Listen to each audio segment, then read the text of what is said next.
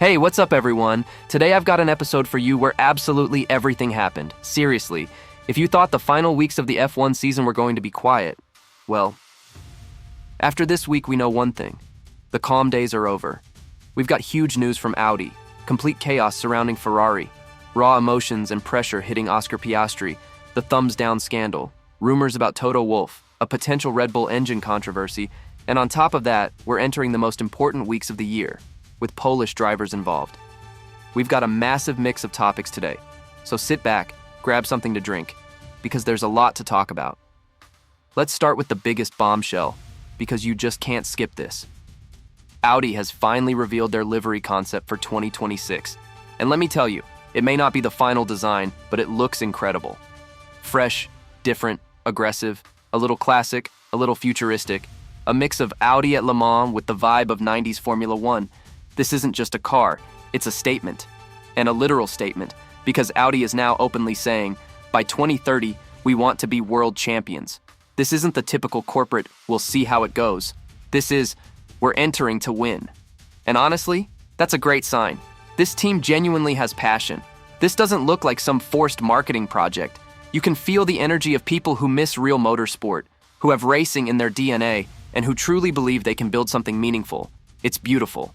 Really, in times when so many teams play it safe, Audi shows up and basically says, we're building a team for years to come. We're building a team that wants to win, and we've got until 2030. Will they succeed? We'll see. But one thing's for sure. This project has guts. Now, another hot topic. Apparently, Toto Wolff is considering selling around 5% of his shares in Mercedes. Seems small, seems insignificant, but the team is worth about $6 billion, so that 5% would be roughly $300 million. Plus, Mercedes made $160 million in net profit in 2024. Those shares bring in real yearly money. So why would Toto suddenly want that much cash?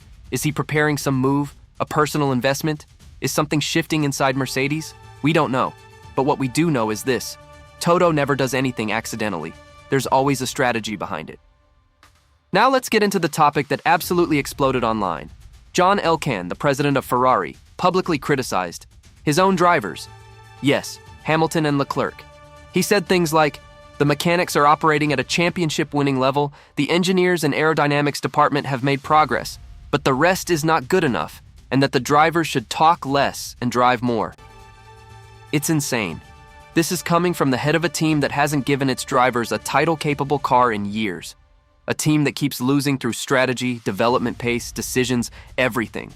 And suddenly, boom, it's the driver's fault. Jenson Button responded brilliantly.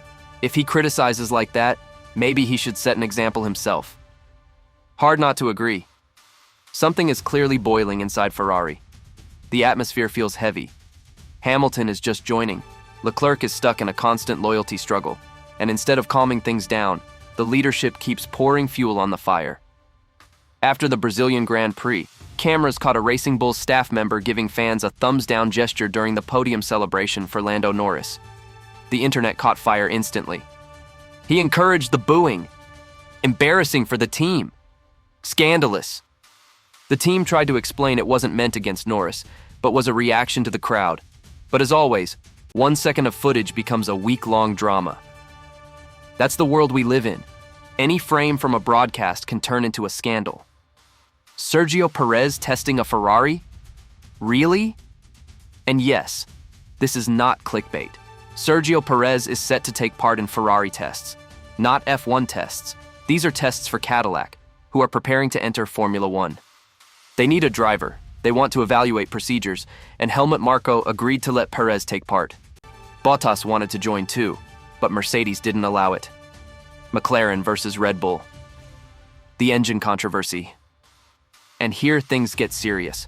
McLaren claims that Verstappen's recent power unit change wasn't due to a failure, but to gain performance. And if that's true, then Red Bull may have violated the regulations, affected the budget cap, and gained an unfair advantage. FIA is investigating. If this checks out, it could explode into a huge storm. On the Beyond the Grid podcast, Oscar Piastri opened up about what was happening in his head after Monza. The team orders and switch with Norris completely shook him mentally. In Baku, he tried to make up for it, overdid it, everything started falling apart, and his results tanked.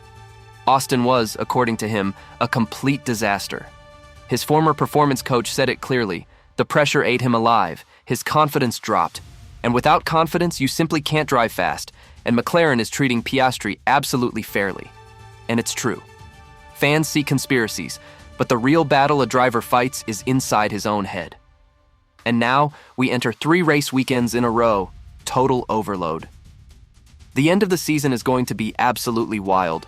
3 consecutive race weekends, pressure, fatigue, chaos, and the fight for points until the final seconds.